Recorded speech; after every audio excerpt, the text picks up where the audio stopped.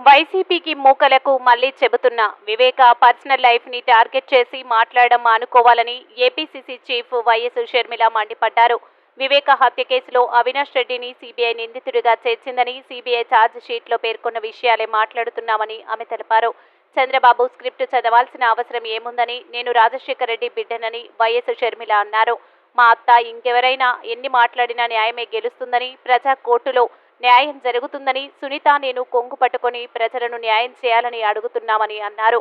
మా ప్రాణాలకు తెగించి భయపడుతూ న్యాయం కోసం పోరాడుతున్నామని, సునీతకు నాకు దేవుడే రక్షణ ఉందన్నారు. మేము పబ్లిక్ సర్వెంట్స్, మమ్మల్ని పబ్లిక్ టాయిలెట్గా వైసీపీ మూకలు ట్రీట్ చేయడం తగదన్నారు. కర్నూలులో అవినాష్ రెడ్డిని సీబీఐ అరెస్ట్ చేయడానికి వచ్చారని, జగన్ అడ్డుపడకపోయుంటే వివేక హత్య కేసులో నిందితులకు శిక్ష పడింటే నేను సునీత రోడ్ల మీదకు వచ్చే వారమే కాదన్నారు. అసాసినేట్ చేయడానికో లేకపోతే ఎవరినో డిఫేమ్ చేయడానికో ఎవరినో ఓడించడానికో రాజకీయాల కోసమో ఇది చేయటం లేదు. కేవలం వివేకానంద రెడ్డి గారి ఆత్మకు ఈ రోజు వరకు న్యాయం జరగలేదు, శాంతి జరగలేదు కాబట్టే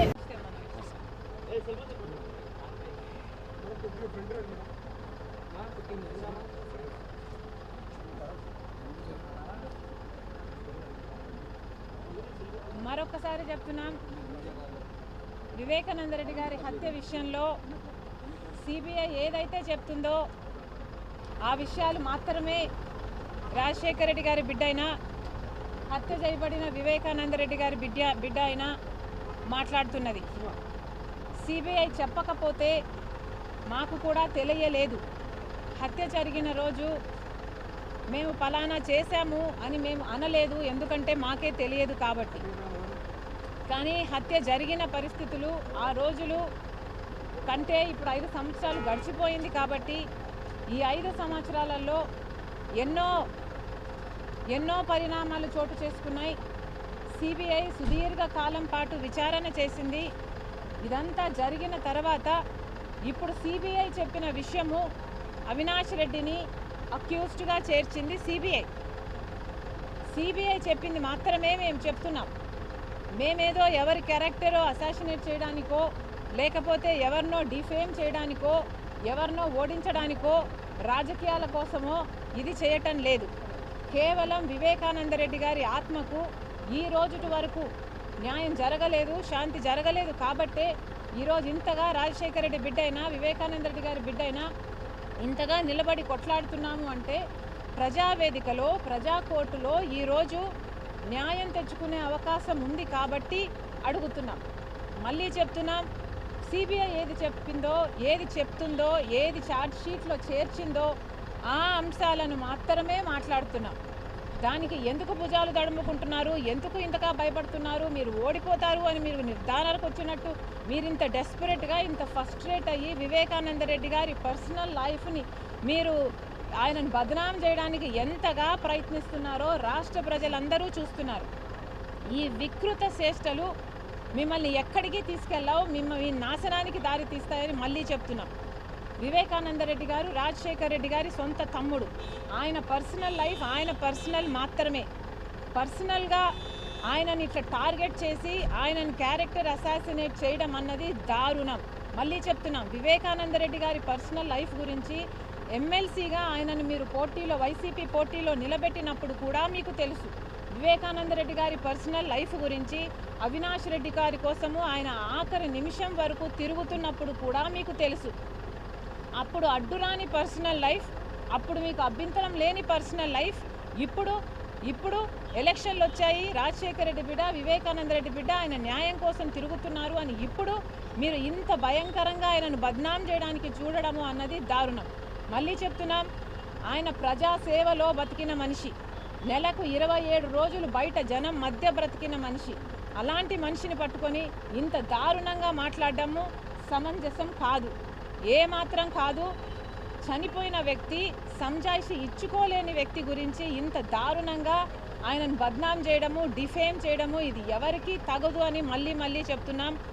అంతేకాదమ్మా, ప్రతి ఒక్కరూ గుర్తుపెట్టుకోవాల్సిన విషయం ఏమిటంటే పబ్లిక్ లైఫ్లో ఉన్న వాళ్ళు పబ్లిక్ సర్వెంట్సే. మేమందరము పబ్లిక్ సర్వెంట్స్గా పనిచేయాలనే వచ్చాము. కానీ పబ్లిక్ సర్వెంట్స్గా ఉండడం మాకు ఇష్టమే, కానీ మేమేదో పబ్లిక్ ప్రాపర్టీ అయినట్టు, పబ్లిక్ టాయిలెట్స్ అయినట్లు ట్రీట్ చేస్తే మాత్రం ఇది సరి కాదు. మళ్ళీ చెప్తున్నాం, వైసీపీకి, వైసీపీ మూకలకి, వైసీపీ గుండాలకి, వైసీపీ నాయకులకి, మొత్తం అందరికీ చెప్తున్నాము, ఇది తగదు. వివేకానందరెడ్డి గారిని పర్సనల్గా టార్గెట్ చేయడము తగదు తగదు తగదు. థ్యాంక్ యూ అమ్మా, థ్యాంక్ యూ. ఎలక్షన్స్ ఉన్నాయి కాబట్టి ఈ రోజు ఓటింగ్ కోసమే ఇదంతా చేస్తామని వైసీపీ ఆరోపిస్తుంది. ఓటింగ్ కోసము అని ఎట్లా అంటారు అంటున్నాం మేము. మళ్ళీ మళ్ళీ అదే చెప్తున్నాం. ఇప్పుడు ఎలక్షన్లు వచ్చాయి, 5 సంవత్సరాల వరకు ప్రజా తీర్పు వచ్చే అవకాశం లేదు. కానీ ఇప్పుడు అవకాశం ఉంది కాబట్టి ప్రజా తీర్పులో అవకాశం మేము తెచ్చుకునే ఛాన్స్ ఉంది కాబట్టే ఈరోజు ప్రజా కోర్టుకు వచ్చింది. రాజశేఖర రెడ్డి బిడ్డ అయినా, వివేకానంద రెడ్డి బిడ్డ అయినా, అందులో తప్పేముంది అని అడుగుతున్నాం.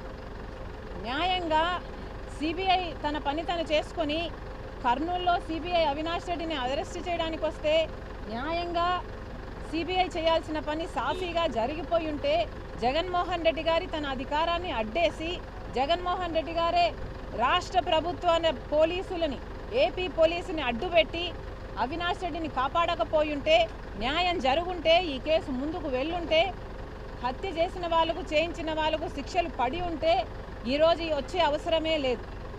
సునీత రోడ్ల మీదకి వచ్చే అవసరం లేదు, షర్మిలారెడ్డి రోడ్ల మీదకి వచ్చే అవసరం లేదు. కానీ 5 సంవత్సరాలు వేచి చూసి ప్రతి ప్రయత్నము చేసి ఈ రోజు వరకు న్యాయం జరగలేదు. కాబట్టే ఈరోజు ప్రజా తీర్పు కోసం ప్రజా కోర్టులో మేము ప్రజలని కొంగు చాచి న్యాయం అడుగుతున్నాం. ఇది తప్పెలా అవుతుంది? ఇది ఎలక్షన్ కోసం చేసినట్టు ఎలా అవుతుంది? ఎలక్షన్లు వచ్చాయి, ప్రజలు తీర్పు చెప్పే అవకాశం ఉంది కాబట్టి ప్రజలను అడుగుతున్నాం. మీరు తీర్పు చెప్పండి. మీరు న్యాయం వైపా లేకపోతే మీరు నేరం వైపా? ప్రధానంగా వాళ్ళు మాకు హత్యలో ఎలాంటి సంబంధం లేదు, నా తండ్రి దాదాపు సంవత్సరం అవుతుంది జైల్లో ఉన్నారు, నాకు సంబంధం లేకుండా అనవసరమైన ఆరోపణలు చేస్తున్నారు ప్రతిపక్షాలు. సిబిఐ ఎంత స్పష్టంగా చెప్తుంది, గూగుల్ టేక్అవుట్స్లో అవినాష్ రెడ్డి ఇంటిలోనే హత్య చేసిన వాళ్ళు అంతకు ముందు కలిశారు, హత్య జరిగాక కలిశారు. టేక్అవుట్ మ్యాప్స్లో అంత క్లియర్గా లొకేషన్ పిన్ పాయింట్ చేసి సిబిఐ ఛార్జ్ షీట్లో చేర్చింది. దానికి అవినాష్ రెడ్డి గారు చెప్తున్న మాట, గూగుల్ టేక్అవుట్స్లో 50 మీటర్ల దగ్గర నుంచి 1000 మీటర్ల వరకు తేడా వస్తుంది అని చెప్తున్నాడు. అయ్యా అవినాష్ రెడ్డి గారు, 50 మీటర్ల నుంచి 1000 మీటర్ల వరకు తేడా వస్తే మరి మొత్తం సాక్ష్యాలు నీ ఇంట్లోనే ఎందుకు చూపుతున్నాయి? 50 మీటర్ల అవతల ఎందుకు చూపట్లేదు? 1000 మీటర్ల అవతల ఎందుకు చూపట్లేదు? గూగుల్ టేక్అవుట్స్ నీ ఇంట్లోనే ఎందుకు చూపుతుంది? మరి అవినాష్ రెడ్డి గారు సమాధానం చెప్పాలి. అలాగే ఫోన్ కాల్ రికార్డ్స్ ఉన్నాయి, వాళ్ళు చేసినట్టు వీళ్ళు తీసుకున్నట్టు కాల్స్ అని కూడా సిబిఐ ప్రత్యేకంగా మెన్షన్ చేయడం జరిగింది. అది కూడా కాదు అని బుకాయిస్తుంటే ఇంకా దానికి ఎవరేం చేస్తారు? అధికారాన్ని ఇట్లా దుర్వినియోగం చేస్తే ఇంకా సామాన్యులకు కానీ ప్రజలకు కానీ న్యాయం జరిగే అవకాశం ఎక్కడుంది? సిబిఐ చెప్తుంది డబ్బు లావాదేవీలు జరిగాయి, వాళ్ళు ఒప్పుకున్నారు, అప్రూవర్లుగా మారిన వారైతేనేమి, మిగతా అక్యూజ్డ్గా ఉన్న వాళ్ళు అయితేనేమి అడ్వాన్సులు తీసుకున్నారు అని ఇంత స్పష్టంగా సిబిఐ చెప్తున్నా కూడా కళ్ళు మూసుకొని లేదు ఇది కాదు అనడానికి మాకు దేవుడు ఇంగితం ఇచ్చాడండి. అందరికీ, ప్రజలందరికీ కూడా దేవుడు కామన్ సెన్స్ ఇచ్చాడు కదా. మేమే చెప్తున్నాము, మేమే అనుకోలేదు మా ఇంటి వాళ్ళే చేశారు అని ఇంతకుముందు. కానీ ఇప్పుడు ఇదంతా తెలిసిన తర్వాత నమ్మకుండా ఎలాగుంటాము? పోనీ ఇంకొకరిని చూపిస్తుందా? పోనీ సిబిఐ ఇంకొక సాక్ష్యాలు చూపిస్తుందా? సునీత వైపు చూపిస్తుందా? రాజశేఖర్ వైపు చూపిస్తుందా? వాళ్ళ గూగుల్ టేక్అవుట్స్లో కానీ వాళ్ళ ఫోన్స్లో కానీ వాళ్ళదేమన్నా సాక్ష్యాలు ఉన్నాయంటే ఎక్కడ ఏ సాక్ష్యాలు ఇంకా ఎవరికి కనిపించడం లేదు కదా. ఇదే సాక్ష్యాలు ఉన్నాయి. మరి అంతా మొత్తం అన్ని వేళ్ళు వాళ్ళనే పాయింట్అవుట్ చేస్తుంటే, మరి ఇది కాదు అని చెప్తుంటే మరి ప్రజలు నమ్మాలి కదా. ఏదైనా సైంటిఫిక్గానే నమ్ముతారు జనాలు. దేవుడు మనకు కామన్ సెన్స్ ఎందుకు ఇచ్చాడండి? మనం కూడా జంతువుల్లాగానో మాలుల్లాగానో బతకచ్చు కదా. కానీ మనకు మైండ్ ఉంది, మనకు మెదడు ఉంది, మనకు ఆలోచించుకునే శక్తి ఉంది. ఇంత సభ్య సమాజంలో బతుకుతున్నాము. ఈ మాత్రం ఆలోచన చేసి న్యాయం కోసం నిలబడకపోతే, తెలిసినా కూడా న్యాయం కోసం నిలబడకపోతే ఇంక మనకు, మనుషులకు, మానులకు ఏమిటి తేడా?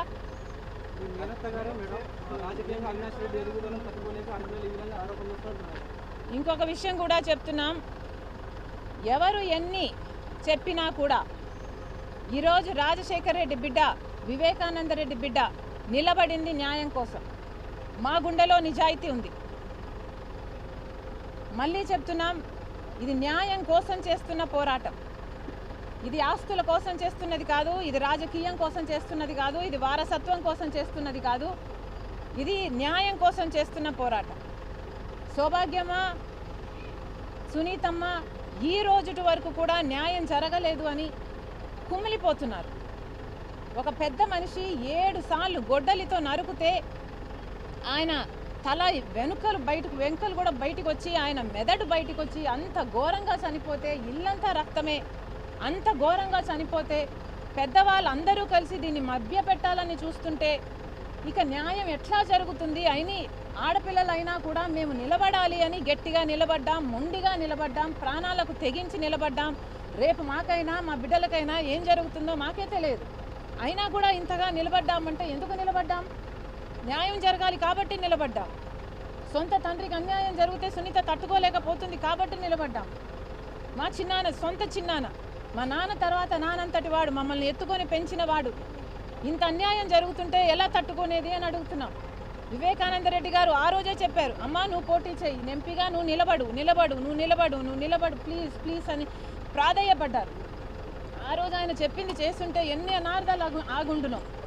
కానీ దురదృష్టవశాత్తు అది జరగలేదు. కనీసం ఇప్పటికైనా చచ్చిపోయి కూడా 5 సంవత్సరాలు అవుతుంది. ఇప్పటికైనా న్యాయం జరగాలి, కోర్టులలో న్యాయం జరగాలి, లేకపోతే సమాజం మనుషుల మధ్య అయినా న్యాయం జరగాలని ఈరోజు రాజశేఖర రెడ్డి బిడ్డ, వివేకానంద రెడ్డి బిడ్డ మనస్ఫూర్తిగా ప్రార్థిస్తున్నారు. ప్రధానంగా వైసీపీ నేతలు ఆరోపిస్తున్నారు ఇదంతా చంద్రబాబు స్క్రిప్టే, షర్మిల సేమ్ టు సేమ్ చెప్తూ ఉన్నారు. నాకేం అవసరం అయ్యా చంద్రబాబుతో? చంద్రబాబు స్క్రిప్ట్ చెప్పాల్సిన అవసరం మాకేముంది? మేము ఎవరం అసలు? మేము రాజశేఖర రెడ్డి బిడ్డ ఇక్కడ, వివేకానంద రెడ్డి బిడ్డ ఇక్కడ. ఒకరి స్క్రిప్ట్ పట్టుకొని చదవాల్సిన అవసరం మాకేముంది? ఎందుకుంటుంది మాకు? మా జన్మలేంటి, మా బతుకులేంటి, మా రక్తం ఏంటి? మేము ఎందుకు ఇంకొకటి స్క్రిప్ట్ పట్టుకొని చేయాల్సిన అవసరం మాకేముంది? మమ్మల్ని ఏం చెప్పి కొనగలడు చంద్రబాబు గారు? మాకేం అవసరం ఉంది ఆయనతో?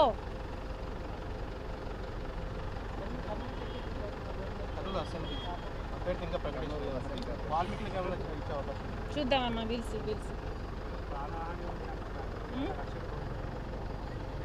చూద్దామమ్మా, దేవుడు ఉన్నాడు, అంతకు మించి ఏం చెప్పగలము? తర్వాత ఈరోజు మీడియాలో అంతా వస్తున్న విషయము, జగన్మోహన్ రెడ్డి గారు నాకు అప్పిచ్చారు అని నా అఫిడవిట్లో చేర్చడం జరిగింది. జస్ట్ ఫర్ క్లారిఫికేషన్ సేక్, సమాజంలో నిజానికి ఏ చెల్లెలికైనా తన ఆస్తిలో తన వాటా ఏ అన్నైనా తనకు ఇచ్చేయాలి. ఎందుకంటే అది ఆ ఆడబిడ్డ హక్కు. ఇవ్వాల్సిన బాధ్యత అన్నకుంటుంది. మేనమామగా కూడా అది ఒక బాధ్యత. ఎందుకంటే తల్లి తర్వాత తల్లి స్థానంలో నిలబడేవాడు మేనమామ కాబట్టి. ఇది సహజంగా అందరూ పాటించే నియమం. అయితే కొంతమంది చెల్లెలకి ఇవ్వాల్సిన ఆస్తి వాటాను ఏదో తమ వాటాగా భావించి తామేదో చెల్లెలకి గిఫ్ట్గా ఇస్తున్నాము అనంత బిల్డప్ ఇచ్చేవాళ్ళు కూడా ఈరోజు సమాజంలో లేకపోలేదు. అది ఒకవైపు అయితే, ఇంకొంతమంది అయితే చెల్లెలు వాటా ఇవ్వాల్సింది ఇవ్వకపోగా దాంట్లో ఒక్క కొసరు చెల్లెలకి ఇచ్చి అది కూడా అప్పు ఇచ్చినట్టుగా చూపించే వాళ్ళు కూడా ఈరోజు సమాజంలో ఉన్నారు. ఇది వాస్తవం. ఇది దేవునికి తెలుసు. ఇది మా కుటుంబం అంతటికీ కూడా తెలుసు. Thank you.